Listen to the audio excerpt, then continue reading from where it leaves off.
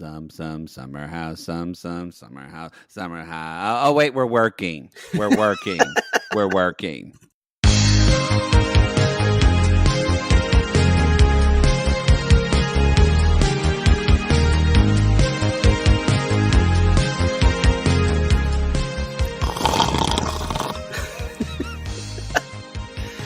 Y'all, not to be a negative Nelly or Nancy or Nadine. First, before we started negative, welcome to Reality Gaze. Welcome to Reality Gaze. This is Reality Gaze. Before we not negative, shady. We're gonna get a little shady today. I want to zoom. You're new. My name's Maddie, aka Matt Marr, and this bitch that's about to give a read is Jake Anthony, aka Poodle. It's early, so my reading is very fundamental this morning. The mind's sharp. My reading glasses are on. I'm looking over them. I want to zoom out like we're a drone shot. Okay. Because you know what? Honestly, maybe a couple of those would spice up this season. I feel for the people who edited and cut this season together. Because yes, we had to create episodes out of a series. Now, because they are stuck in this house, and I'm saying stuck because they're all kind of feeling a little bit like political prisoners right at this point. They are. And this is episode 4, so it's going to get worse. There are going to be knockdown dragouts, I'm sure. It's going to get worse. So this is the closest thing I can call this is kind of Real World meets Big Brother. Yeah, but with less of the voyeurism. Yeah. And more produced. And the thing about Big Brother is that you love the non-produced nature of it. They just show you live things. Yes, they're going to show you clips. They're not going to show you everything. And yes, Big Brother is produced in a way. But it's connected to this game. Yes. And this is just people who have careers who happen to be attractive working in a house due to a pandemic, and they kind of have stories. Yes. That's this season. You know what the problem is with this show? This season, at least? They're all too old. Everyone's too old. Like, if they were all 18, 19, 20, 21, 22, it would be more interesting, yeah. Just the way we all were. Stupid young people doing stupid and being dramatic, but they're all like late 20s, early 30s. So that's when you're fucking growing up. Talking about that's old. But well, did you listen to Lindsay when they said, "What's your birthday gonna be?" And Lindsay said 34, and they were all like, "Oh my god." She was like, "I know," and I was like, I'm like, you. Yikes. Let me know what 34 is like, Lindsay. But don't you think I'll get there one day? If they took the age range and just bumped it down by 5 or 6 years. Yeah, but that's not the concept of the show. The concept of the show is these people have known each other for 5 years. Well, 3. Most of them 3 years. The new ones. But I want to keep pulling back my view and trying to think why, because especially with season 3 and season 4, why I was like, oh, I'm into this. I'm into these people, and this is their weekend. This is them letting go. And now it seems like we're trying to manufacture things to keep them from not putting guns in their mouths. Yes, I agree with that. That's what it feels like to me. Well, also, too, something that was interesting about the show normally is there would be dramatic action that either they would create or that would take place during the week. Yes. that we didn't see. Someone would call someone would text someone would meet up with someone. We wouldn't see any of that, but we saw the ramifications of that when it unfolded on the weekend. And they're all here. Everything happens here. And there was this, I feel like we're talking about, remember how it used to be back in the old days of Summer House? Used to be a Summer House. But there used to be this kind of, let's get away from the city. Oh, I want to get away. And so it became kind of escapist television. Now it is, these people are literally trapped together. and they're trying to seem like they're on a vacation, but they're really just trapped in a house. And it's so sad because they have all this free food, this free booze. They have this beach. They have this pool. It's such a trauma to them. I know, but it's just such a weird experience. It's weird. Because it's, in a way, it's not like the real world because it's much more glamorous than that. But, and it's not like Big Brother either because there's no main goal. So my question is, whither Summer House? In other words, what's the purpose of all this besides ratings? I know I'm thinking too heady for reality shows, and it's because it's early and I've had 3 cups of coffee, but I don't know. Yeah, you might want to set that cup down. You're going to have to kind of lead me. I wrote down exactly what happened, but I'm probably going to keep coming back to these existential questions. Okay. So I'm going to be like your mother when she was a child and she put you on a leach. Mm-hmm. And every time you were in the zoo and you wanted to go see the penguins again for the 4th time, she would yank you back. I fully support child leashes. I would have died. You would have actually died. Someone would have taken you. Yeah. Someone would have taken me. I was a beautiful child. It's like when you could just steal me. Look at that little puppet. But you couldn't because you were on a leash. Exactly. But I fully support those harnesses, and it wasn't a leash. It was a harness. So it was, and it kind of prepared him for his adult sex life. Mama didn't know when I put on the dog mask. He's like, wait, this feels, Mama, are you here? That's a thing. If you've never seen on the internet, especially in the LGBT community, I think mostly with men, though. I don't get it. I don't want a leather mask on my face. I don't want puppy play, and I don't want to act like a dog. No. Speaking of dog, if y'all have not listened, I have to say, not to pat ourselves on the back, and I know Christina's making a meme of it. No. But if you haven't listened to our Mary and Millions episode and our reality gaze theater with Rodney and Desiree, where she calls him a dog, you're missing out. You it looked like you were doing a scene from like an Arthur Miller play. I really fell into it. Thank you. I was kind of just like sitting back and watching you perform. I really need a Desiree wig. I really need those bangs. God. Just you'll need a time machine. I will. Lord, that hair. Let's talk about this show. Let's talk about Summer House. Y'all, it's Friday. We're going to get drunk. Oh, wait, we're working. Friday. So, y'all, okay. So, kind of where the moment of some type of dramatic tension happens is we get a little info of.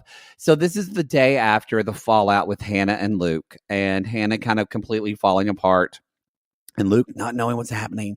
Well, Sierra and Hannah see each other that morning. And they both kind of eye each other. And Sierra's like, are you okay? And Hannah's like, are you okay? And then they're kind of like, I think I'm okay. Okay, you're okay. Yeah, I'm okay. But they do talk about how angry Luke is and how Sierra is even kind of like, I had such high hopes for Sierra. I hope it gets better. She's too nice. Yeah, it's less normal than that. She's too normal. She's too normal. She's like Danielle. We don't know enough really about her. Like I think she's probably wonderful to hang out with and have a drink with, and you have a great conversation. That's not what we want on reality TV. I want Hannah and Paige, because I will be honest. Hannah Hannah had issues this episode. She's the only thing keeping the drama going. She is, but I thought Ciara was going to be like Ashley on Southern Charm, just like a shot of methamphetamine in anger. Oh, Trashly. Trashly. I think.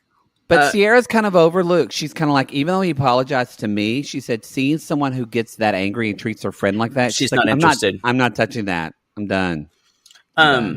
Y'all, this is the problem with Sierra. She was raised right. Yeah, I got to agree with you. As we say back home, she was raised right. There's just not as much. She doesn't crave the drama. Like Hannah craves drama. She is. Yeah. Now, Sierra's going to be in Winter House, right? Yes. So she's going to be, y'all, and that's going to be the Winter House. That's going to be a show with Austin and Craig. We say we're not going to watch. We are. We're gonna watch it. I don't know if we're gonna cover the whole thing. I don't know if we're gonna cover it. It might be some bi-curious episodes, but I am interested to see how Ciara acts with two quote unquote Southern gentlemen because nobody is from the South. So I'm interested to see how she'll be. She would totally hook up with Austin. I think she totally would too. In a second. I think so too. Yeah.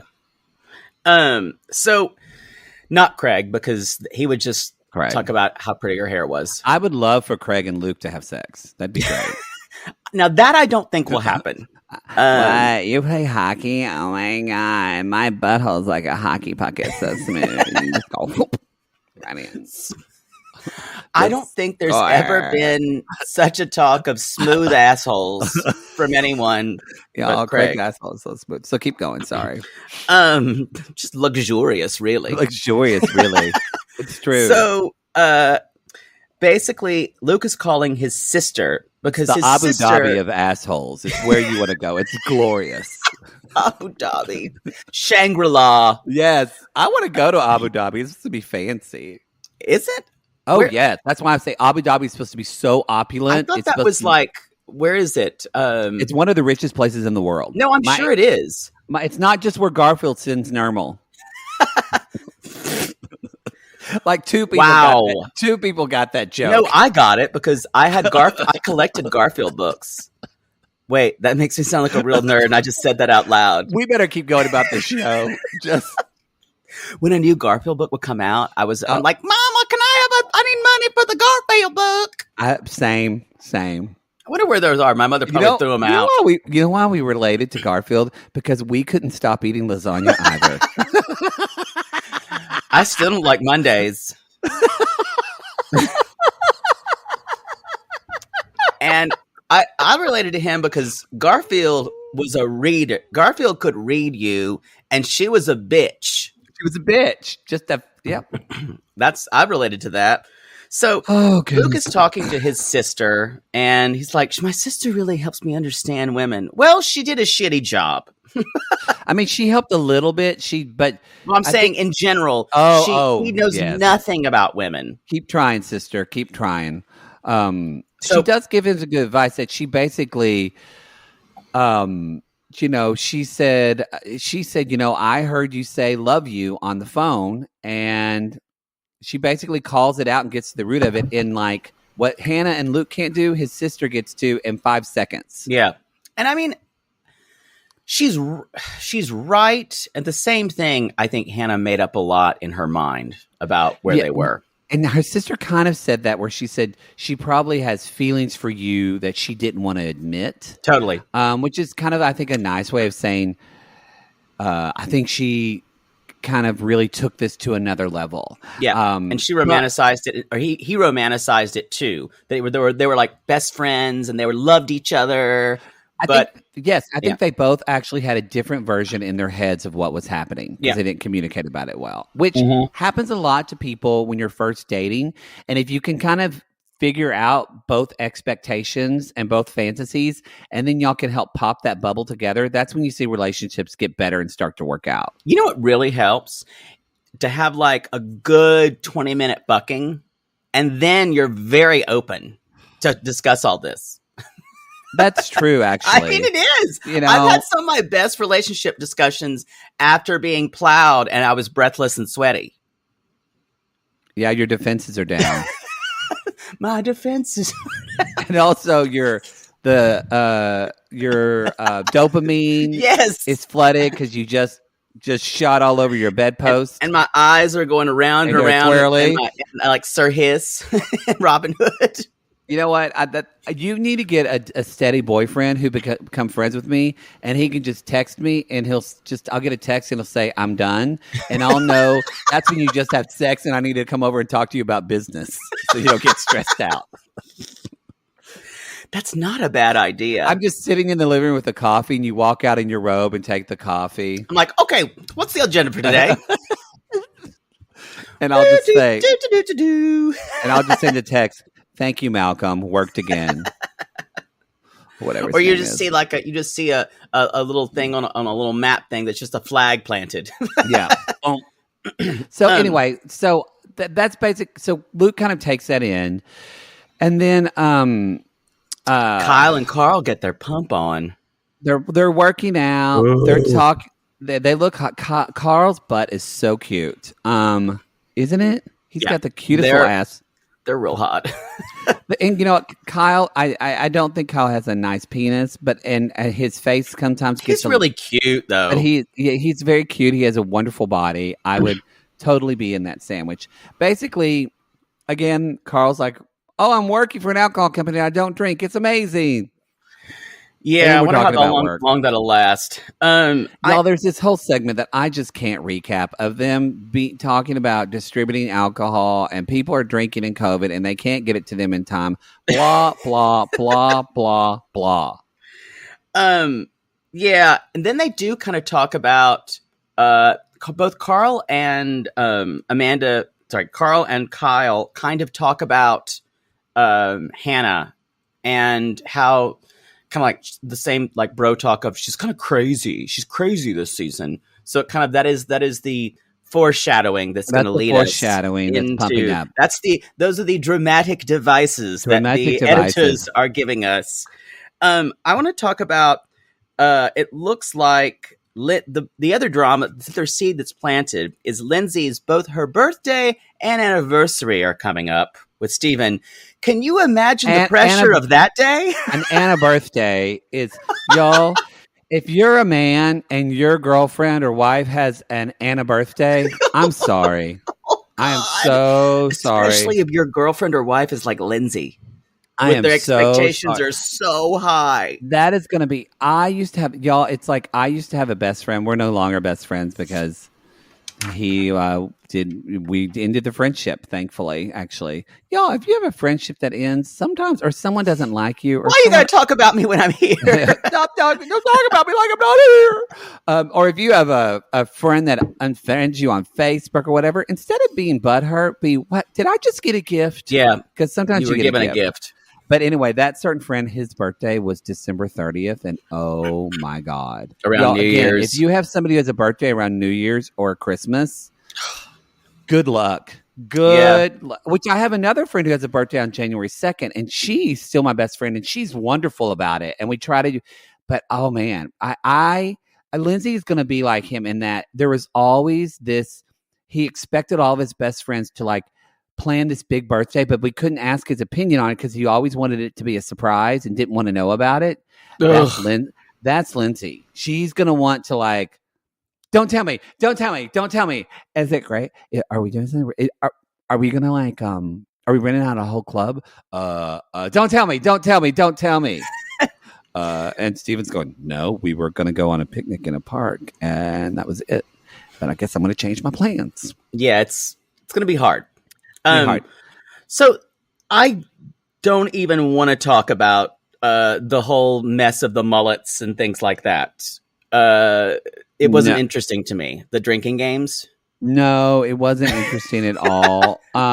We should mention too, this was a little bit more interesting of just Kyle and Amanda in the car kind of greasing the same wheel of they're going to ship to work to send merch for Loverboy because Amanda's made a lot of money. Yay.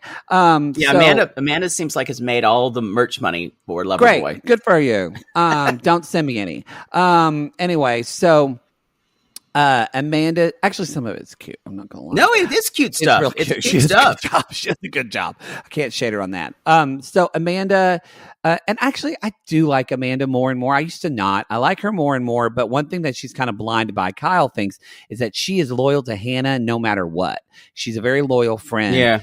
But and I think Kyle won't admit this because he's not, and this is going to play out. He's not in. I don't think because he's a guy, he doesn't get to talk about this so much. Maybe Carl would because he's a little bit more open to sensitivity. What really bothers Kyle about that is Kyle wants he wants his fiance to be always on his side and be his cheerleader. And he can't express that. For him, it's an either or. That when she sides with Hannah, that means she's against him. Yeah. And I don't mean to sound sexist. A lot of men, but just from doing couple counseling and stuff, a lot of men do think about binary things of either or, where women are much better being like, I can take her side and still love you just as much. I don't think Kyle understands that. No, he doesn't, because he says you are for me or against me. Yeah, exactly. So that's kind of the conversation in the car that we're leading up to as well. I think Amanda is in a really, really tough position because with someone like Kyle, who you are, they're in love and they are kind of have to stand as a unit. So because she's always going to support him. So because he needs that, he's not comfortable with her kind of either not being around him all the time or her kind of hanging out with like maybe just like taking someone else's side. And for her, Hannah's the same way. She's not comfortable when she doesn't feel that Amanda is not completely on her side. That's true. I said it was a sexist comment, whereas Hannah thinks a lot like Kyle. Mm-hmm. Very, very, they're similar in a lot of ways. Hannah would probably hate for us to hear us say that. Yeah, she probably would. That's true. We're calling as we see it. So Hannah and Luke are talking again. Because, you know what? We're going to tease people. Before we get into that, everybody, good idea. We're going to take a little break and we'll be right back. All right. So this is Conversations with Luke and Hannah part 2. Because obviously we haven't cleared anything up.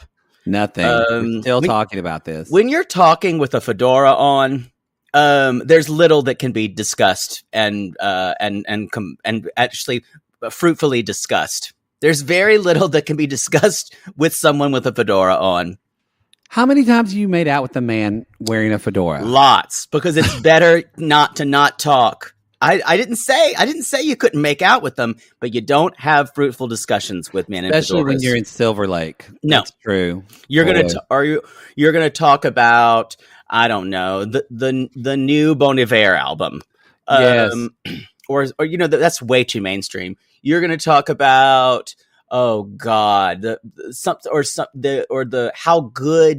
how good the Clash was, and no one knows it.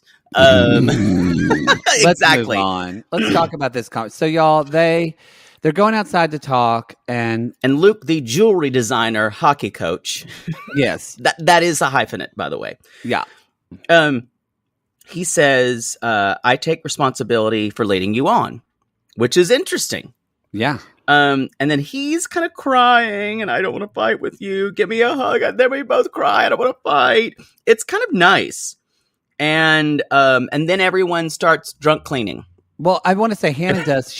They do drunk clean. Hannah just says, "I didn't realize I had the feelings for you that I had, and I got hurt by that."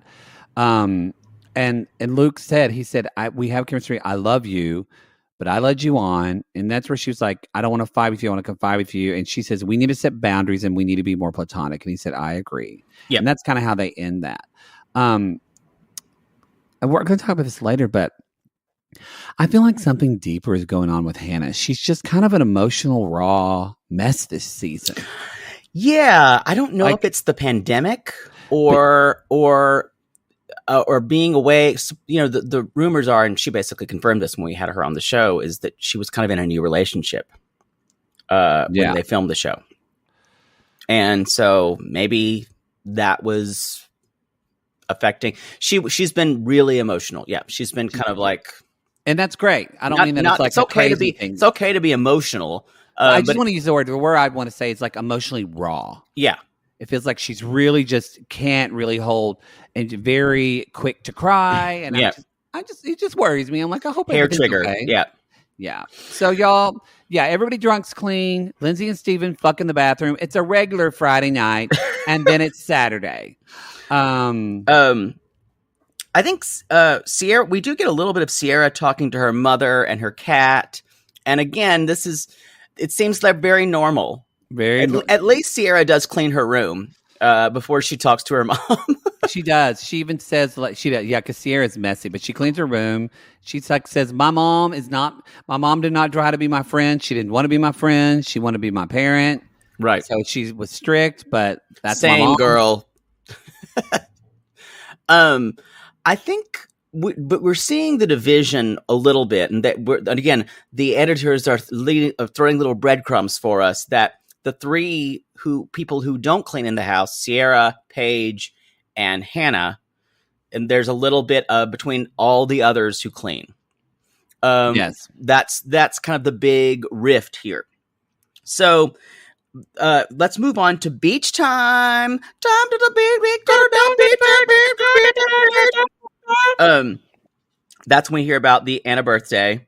And I want to talk about kind of the most interesting conversation I think we had was between Danielle, who really we never really hear about because she works all the time, and Sierra, and they're talking about, I don't really like to hear about her work, but this was an interesting conversation. In the workplace, she's like, I'm the only woman of color in my kind of in finance and that I'm working with, and Sierra's kind of like, same girl.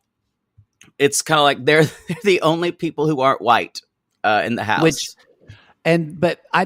Danielle made a comment that, again, as a white man, I never think about. Like, she's at the beach and she's got her hair's curly and it's kind of just beautiful and big and curly. And she said, I don't even wear my hair like this at work because I worried about it being Latina and being over sexualized. And I went, that's some bullshit you have to deal with. Yeah, she straightened her hair in previous seasons as well.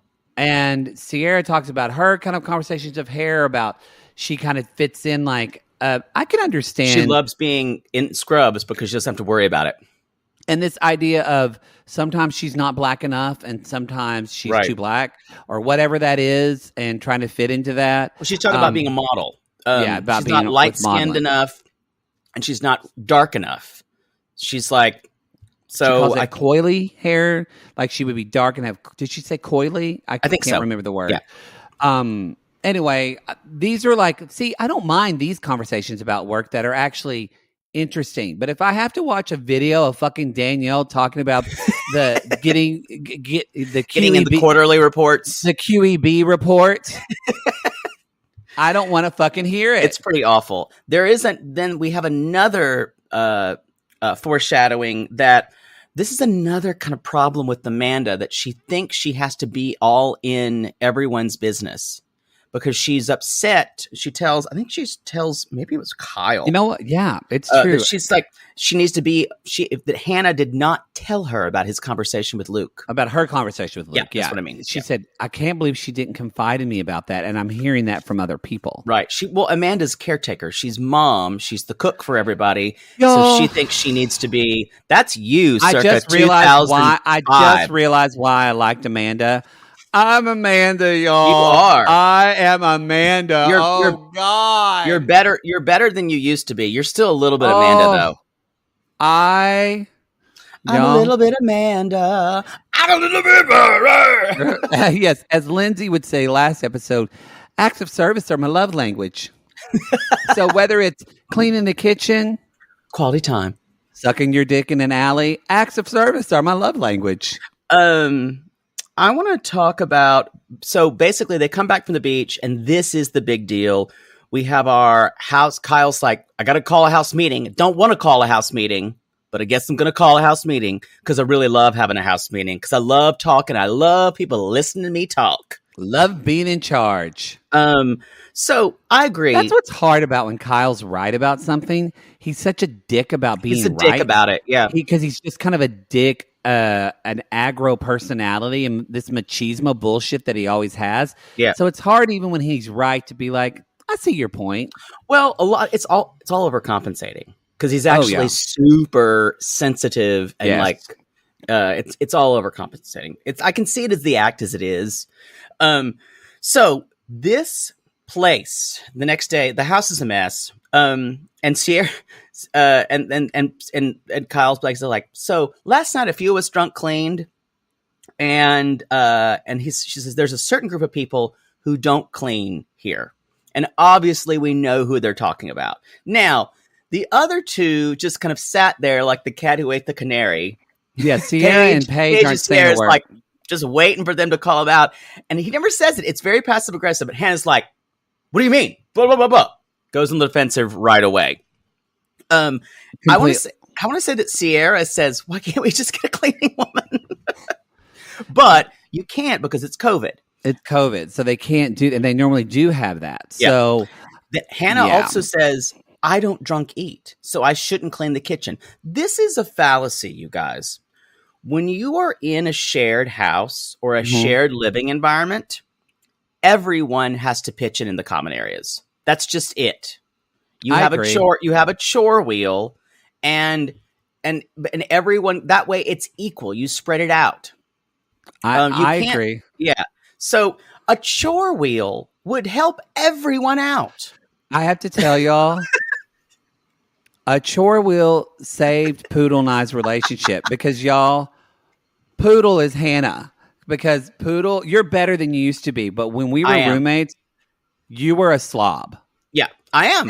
And he's much, but that's a lot of that's, and I want to say, again, I go back to the age difference that I know Kyle's older than Hannah. And yes, Amanda is their age, but Amanda sometimes acts her age. And then most of the time she acts like a 40-year-old caretaker. Right. But I have to say, I'm good with doing chores, though. I just need to know which ones I need to do. Poodle came up with the chore, and once we had the chore wheel, it was unemotional. It completely changed our living situation. Yes. So if you're in a room, and we made it out of cardboard, and we had construction paper. We would spin the wheel, and we would all go chore wheel, and we would spin the wheel. And then we would, there were three of us. Okay, that's the chores we had to do. So, it was a lifesaver. If you're in a roommate situation and you're disappointed with that, a chore wheel is going to save your life. Especially if you're with 2 or more people and you don't know who's going to clean. Chore wheel. Chore wheel. Although I will say, which we never thought about because we were young and broke, but still, there's 3 of us. Each of us could have pitched in $30 a month to have a cleaning person come once, and we should have done that. Yeah, we should have done that. Why did we never fucking think about that? I think even $30 a month for a while, that would have been rough. I don't know. True. I spent way too much. But when I was spending $20 per drink at Fiesta Cantina, that's true. I got to go for priorities. That's true. Dick sucking or cleanliness. That's fair. So anyway, Hannah freaks out.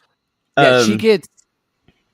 Well, yeah, because what Kyle says, you're not really pulling your weight, and Hannah, I think, hears that as you're not lovable, like or something. She takes it fucking deep, and then she says, "You're just jealous of me." She said, "You're just jealous of me," and then Kyle, because I agree with Kyle. Hannah immediately starts attacking him as a person. Yeah. And then Kyle responds with, in the very bro dick, he's like, I want to make it clear that I am never jealous of you. Yeah. Instead of saying, Hannah, that's a personal attack, and I'm just talking about cleaning, he then got personal. Y'all, because I'm telling you this now, Hannah won't admit this, Kyle won't admit this, they can't fucking stand one another. No. Cannot stand one another. They just can't. And I mean that not even a show. I think in real life, they give 2 fucks about one another. Yeah. They get along the least of anyone. And then it gets low because then Hannah, which really kind of sends Kyle off, Hannah says, look, and she brings Amanda into it, which is real shitty. She says, Amanda can tolerate Kyle. You're treating me like a doormat. Yeah, she was like, Amanda can tolerate you yelling at her, but I'm not doing that. And then Amanda loses it. She just starts crying, and Kyle's like, there you go. You're coming to my relationship when you're obsessed with Luke. He's like, you're not coming to my fucking wedding. And Amanda throws a glass. And so, Hannah, a plastic glass. A plastic glass. She was like, Hannah, I can't believe you said, and then Hannah's like, oh, okay, I'm this. And then so anyway, we're going to get to, it all goes bedlam. People are crying. They're all separate. Amanda runs off to the woods like a German fairy tale where she would normally find a fairy godmother who would give her like a dress and a different husband. Instead, she gets comforted by Sierra, I think. Or something like that. Or Kyle. I don't know. Hannah runs up to her room, but yet then Hannah runs up to the balcony, is just looking down and still yelling at people. And then Kyle goes and sits by the fire pit with Carlos. And now Carl. I would like to play a game called Who's Crying Now? Who's crying now? Do crying now. You were supposed to keep singing. I was doing the backup. I don't know anymore. Oh God.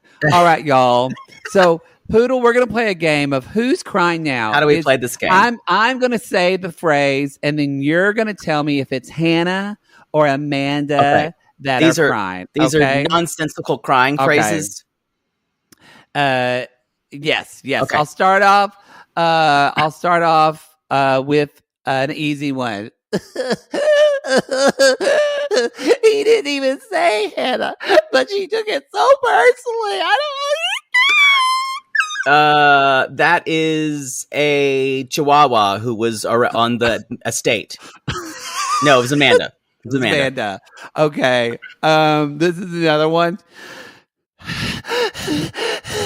I've been yelled at by men my whole life. It's done. It's done. If you speak to me, I'll speak back. That is definitely Hannah. Okay. I want to have a bell that should ring when I get things right. Ding. Okay, here, go ahead. There we go. That's better. We can't hear it. You use yours. Okay. There we go. There we go. Button. All right. You're stronger than this. You're stronger than this bullshit. Bullshit. Mama. Can you hear me? I want a hot dog. That's tough. That sounds like me. I'm going to say that is Hannah. Yes, that is Hannah. Ding, ding, ding, ding, ding. Okay, let's do one more. I just don't know. I just want someone with a large penis to fuck me. I have to look at that small blonde dick every day. Small dick. I don't think that was said, but I'm guessing that's Amanda. I don't have a bell. Ding, ding, ding, ding, ding. And y'all, that ends the game. Yay! Who's crying now? Yay! It's kind of a shitty game, but who cares? Y'all, they're intercutting. I think Hannah says, Hannah, I wasn't going to put this on the game because it's just too funny. Hannah says, I hate yelling. I just want to eat. Same, girl. Same. I think that's basically, there's only one little segment at the very end that with the next morning. I just want to say one thing. Yeah. God, I love Paige. I just love Paige. Me too. She's the star of the show. I love the way she takes shadiness. Things. Yes, I love the way she takes things in. I love the way she processes them. Y'all, because she's caught in the middle because she's friends with Amanda and Hannah, and so she did say if Hannah had told me said the same thing to me about my relationship, I would not have thrown a glass at her. I would have thrown my whole body at her. I would have thrown my whole body at her. And Paige is like, she's like saying like, Paige was like, she said, she told Hannah, she's like, I maybe was a little tad aggressive. And she even tells Amanda that. She was like, she was like, that was a little bit aggressive, and you're a great friend. And Amanda's like, I know I'm a great friend. I love that you say that. Ooh. And so Amanda's like completely, why they're both like falling apart, y'all, is this has nothing to do with what actually just happened. No, this is all stuff. It's all, I'm sure it's pandemic related. I'm sure it is Hannah's stuff. I'm sure Amanda's probably super feeling her feelings always, and which is not a bad thing, but you're right, totally. So anyway, my favorite line of the whole show is when Hannah's like, so you can be Switzerland or you can be able, just tell me, and Paige says, I don't trust this lamp. Because it's bugged. Yeah, I'm suspicious of all. So anyway, y'all, I think that's basically it until we kind of get to the next day to our kind of teaser, right? Yeah. I don't know what next episode's going to be like. Basically, it's just really sad, you guys. His mom, Carl's mom, calls, and his brother, who's had addiction and substance abuse issues, has just been found dead. So we don't know what's happening. He's crying. He goes to Lindsay, and she's trying to comfort him. He sucks. It's Lindsay's birthday. It's going to be Lindsay's birthday. So I'm sure he'll leave for the funeral, or maybe he won't. I don't know. In the previews, we didn't see him. I'm assuming he'll leave. I think he'll have to leave. Anyway, so our thoughts, our love. Our love goes out to Carl. If you need anyone to comfort you, Poodle's number is 555-6969. Raw dog. Yeah, raw dog. And you guys, if you think you're having a problem with addiction or substances or alcohol, drugs, or anything right now, y'all reach out and get help. This is the pandemic, especially right now. It is not an easy thing to do. No, not at all. There are resources. Where can we go? Let me. There are a lot. There, a great place that there's the Substance Abuse and Mental Health Services Administration hotline, the helpline. That's 1-800-662-HELP.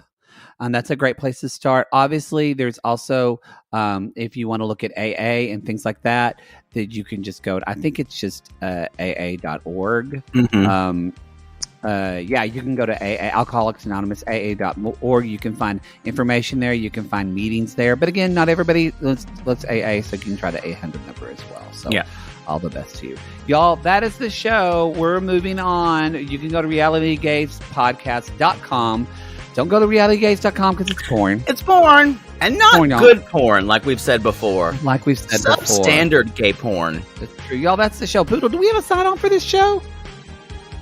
No. All right, y'all. We'll see you next week. Bye.